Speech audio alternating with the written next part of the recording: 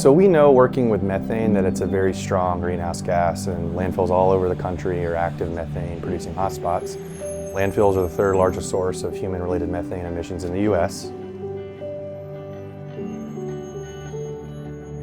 Our team here at ARC Aerial, we believe that drones can play a crucial role, not only helping landfill operators meet EPA emission regulations, but also allow for more efficient, safer, and cost-saving operations all over the country.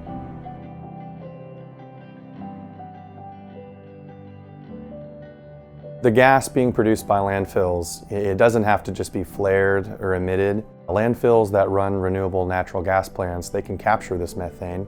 They can inject it into the gas grid, sell it off to the transportation industry.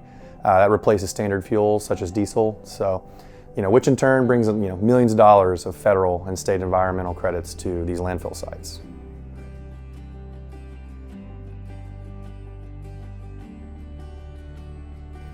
So this is where drone technology can step in. Our team, we can send out our pilots and we can run advanced fugitive methane emissions tests to any landfill across the country.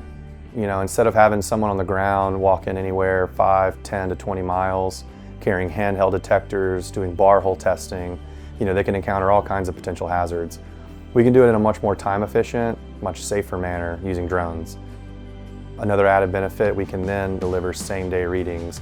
That just gives that landfill operator that much more of a head start to remediate any possible problems.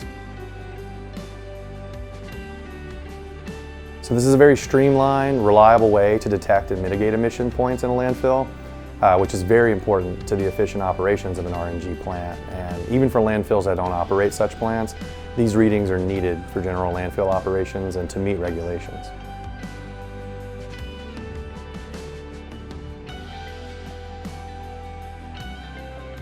Taking a step back, if you look at the bigger picture, this isn't just about meeting regulatory needs, but it's also about improving overall landfill operations.